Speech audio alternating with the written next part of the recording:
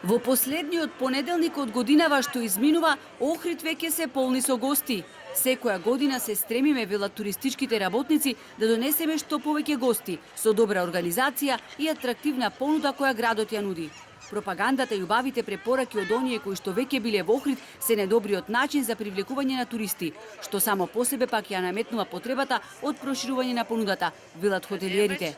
Освен што треба на гостите да им понудиме сместување, ние треба да им понудиме и едно доживување, зашто би не одбрале како дестинација.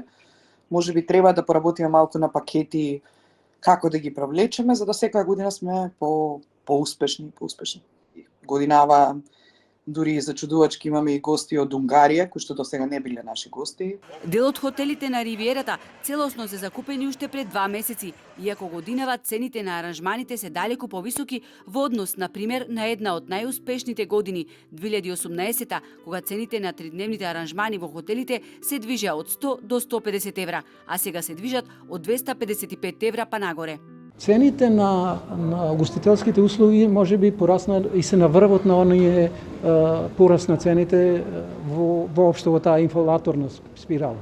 А од друга страна, просекот на платата исплатена во секторот угостителство и на ранг на минималната. Тоа е лошо. А високи цени, а оној кој што плаќа висока цена, видите, нема висока цена. Што добивате за цената? Струга во секој поглед е поевтина во однос на Охрид, иако што се однесува на содржините кои ги нудат хотелско-гостителските објекти, секој може да најде забава за себе. Градот е препон со гурбетчи кои за нова година се враќаат дома. Тие немаат можност да се развеселат во преубавиот крајзерски амбиент, оти општината никогаш не организира свечен дочек на плоштад. Сега дочега, ако мислите на манифестација, тоа музичко немаме, тоа оставаме на самите економски оператори, ресторанти или угостителски објекти сами тие да го организираат, а во склоп на општината нема да има таква организација.